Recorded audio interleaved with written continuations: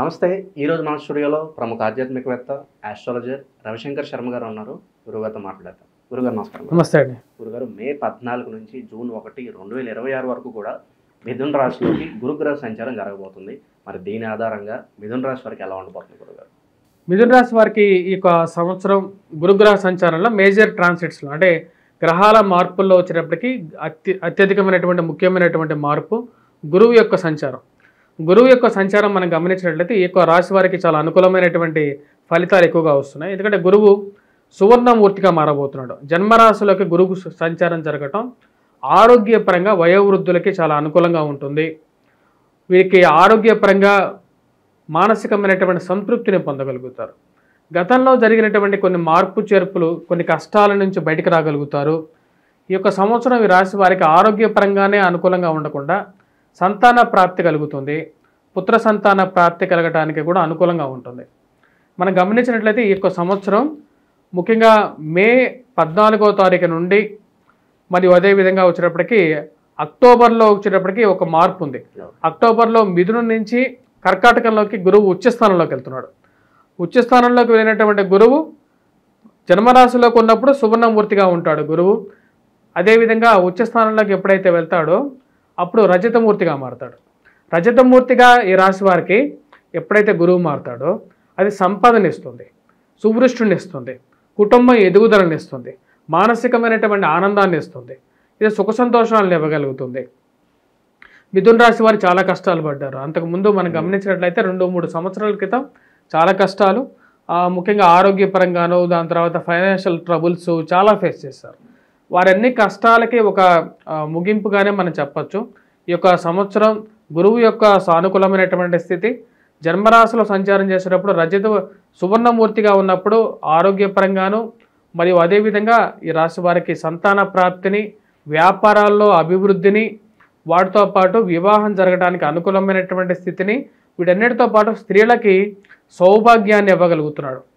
స్త్రీలకి సౌభాగ్యాన్ని ఇవ్వటం అనేది అంటే భాగ్యాల్లో ఎన్నో భాగ్యాలు అన్నమాట. అంటే సంతానాన్ని ఒక భాగ్యంగా చెప్తారు, అదేవిధంగా సౌభాగ్యాన్ని కూడా ఒక భాగ్యంగానే చెప్తారు. ఎందుకంటే భాగ్యం ఉంటేనే వివాహం అవుతుంది. వివాహం కాని వాళ్ళు ఎంతోమంది ఉంటారన్నమాట. మనకు అంటే ఎక్కువ మంది వివాహమైన వాళ్ళు ఉంటారు కాబట్టి మనకు వివాహం కాని వాళ్ళు కంటికి తక్కువగా కనపడుతుంటారు. కానీ వివాహం కాని వాళ్ళు, వివాహం గురించి వెయిట్ చేసేటువంటి వారు చాలామంది ఉంటారు. వారికి వివాహం జరుగుతుంది, ఒక మంచి వివాహం జరుగుతుంది. అదేవిధంగా మిథున రాశి వారి వివాహం చేసుకోవటానికి కూడా ఇదే ఒక మంచి సమయం. ఈ రాశిలో ఉండేటువంటి వారికి అక్టోబర్ తర్వాత సంతాన ప్రాప్తి కలగడానికి కూడా ఈ యొక్క సంవత్సరం యోగ్యకారకంగా ఉంటుంది. సొంతం గృహం కొనుక్కోవాలి అని చేసేటువంటి ప్రయత్నాలకి ఒక ముగింపు పలుకుతుంది. ఎందుకంటే ఈ రాశిలో ఉండేటువంటి వారికి సువర్ణమూర్తిగా రజతమూర్తిగా మారబోతున్నటువంటి గురువు యోగ్యాన్ని ఇవ్వగలుగుతాడు. ముఖ్యంగా నవంబర్లో ఈ రాశి వారికి గురుగ్రహ వక్రగతం వస్తాడనమాట. గురువు ఎప్పుడైతే వక్రగతిలోకి రావటం వల్ల అధికమైనటువంటి భాగ్యాన్ని ఇవ్వగలుగుతాడు. వక్రగతిలోకి వచ్చినటువంటి గురువు ఏవైతే దూరమైనటువంటి వస్తువులను ఇవ్వగలుగుతాడు. ముఖ్యంగా మానసికమైనటువంటి ప్రశాంతతను ఇవ్వగలుగుతాడు. ఆరోగ్యపరంగాను అనుకూలమైనటువంటి ఫలితాన్ని ఇవ్వగలుగుతాడు. ఈ రాశిలో ఉండేటువంటి వారికి సంతాన ప్రాప్తి అనుకూలంగా ఉంటుంది, సంతానం ఎదుగుదల ఉంటుంది. వారికి ఒక మంచి అభివృద్ధిలోకి రావడం, వారికి మంచి పేరు ప్రఖ్యాతులు రావడం అనేది జరుగుతుంది.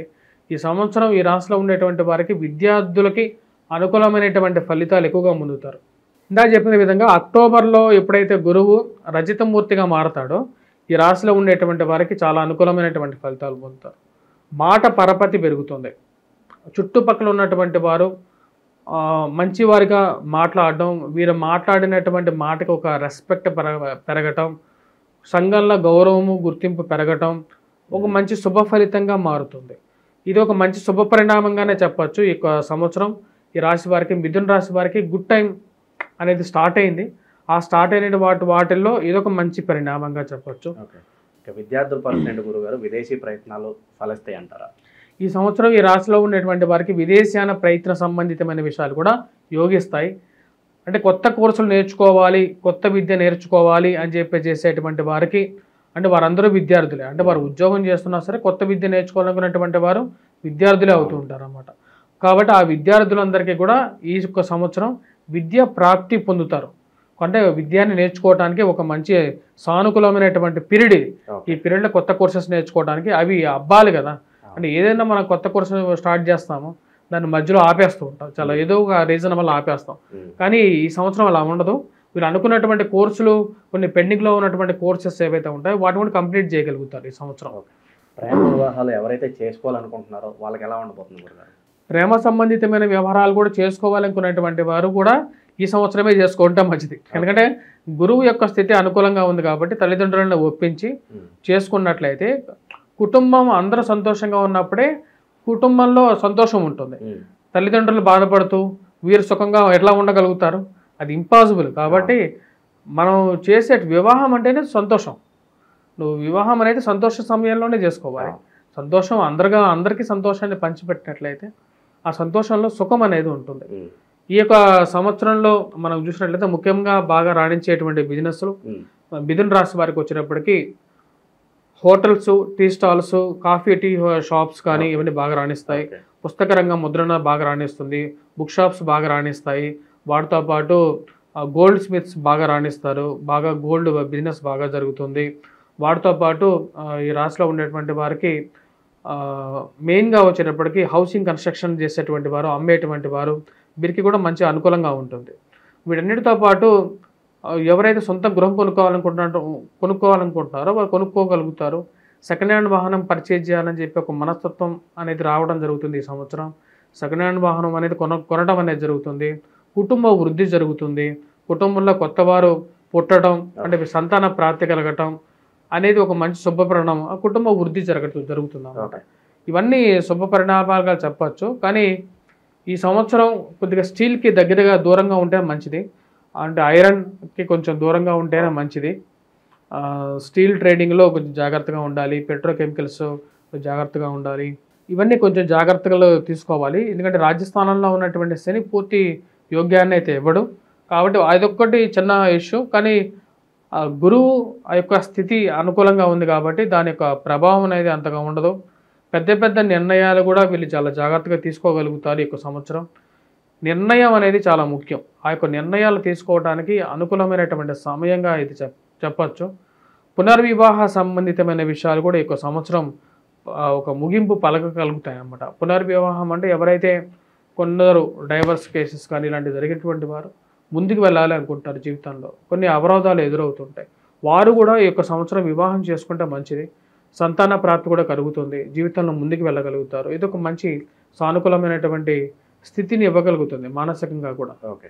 ప్రజెంట్ ఉన్న గ్రహస్థితి బట్టి గురుగారు వీళ్ళు ఎలాంటి రెమెడీస్ చేసుకుంటే బాగుంటుంది అంటారు? ఈ యొక్క సంవత్సరం వీరి యొక్క రాశి వాళ్ళు మనం గమనించినట్లయితే ముఖ్యంగా వెంకటేశ్వర స్వామి దేవాలయ దర్శనం చేసుకోండి ప్రతి శనివారం పూట.